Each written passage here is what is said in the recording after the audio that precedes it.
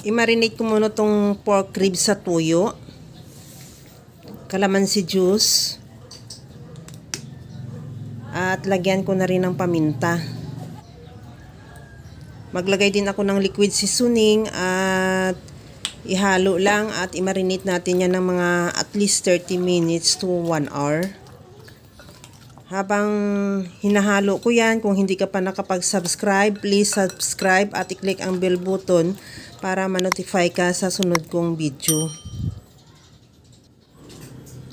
Magpainit na ako ng mantika at iprito ko na rin tong patatas.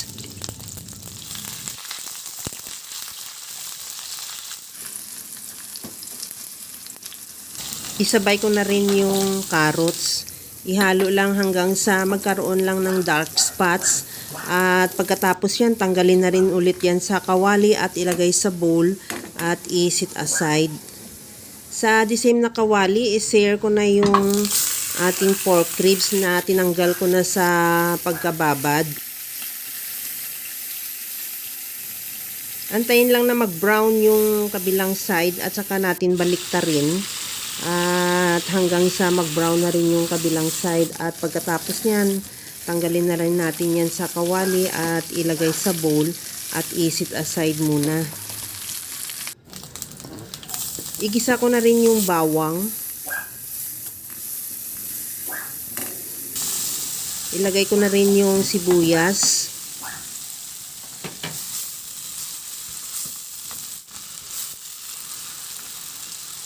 Maglagay na ako ng tomato sauce. Maglagay na rin ako ng chili powder. Kung ayaw mo na mga anghang, huwag ka na rin maglagay. Optional lang din naman yan. At ilagay ko na rin yung pinagbabara natin sa pork ribs natin kanina para mas maganda yung naluluto talaga natin, pati yung tomato sauce. At isunod ko na ilagay yung ating pork ribs.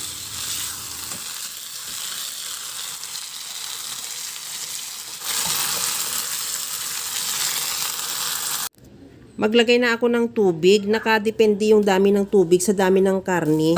Basta importante palampasan mo talaga ng tubig yung dami ng karne para sigurado yan. Tamang-tama lang yan na makapapalambot sa ating karne.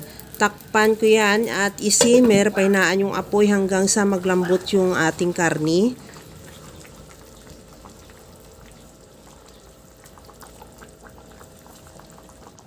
Ilagay ko na ulit yung ating piniritong patatas at carrots at takpan ko muna ulit hanggang sa talagang maluto talaga yung ating pork ribs at the same time maluto na rin yung carrots at patatas o hanggang sa mag-reduce na rin yung sabaw.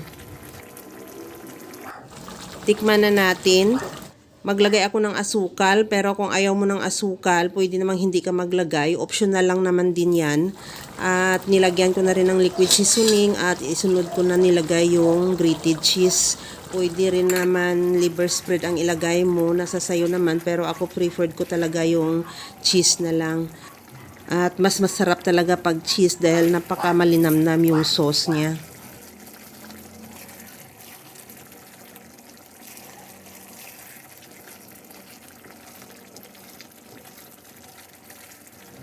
Ilagay ko na rin yung green peas. Pinahuli ko talaga yan dahil madali siya madurog pagka na-overcook. Kunting halo lang yan at ready to serve na yung ating napakasarap at simpleng kaldereta. Kaya mga kalasa, kung nagustuhan mo yung ating video, please like na lang at pakishare na rin sa inyong mga friends. At kung bago ka pa lang sa aking channel, subscribe na at i-click mo na rin ang bell button para sa mga notification.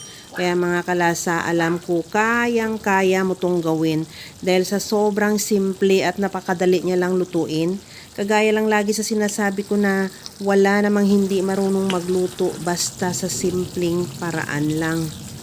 Okay na tong ating pork ribs caldereta. Hanguin na lang natin yan at ready to serve na. Hanggang sa muli mga kalasa, thank you for watching. Bye-bye!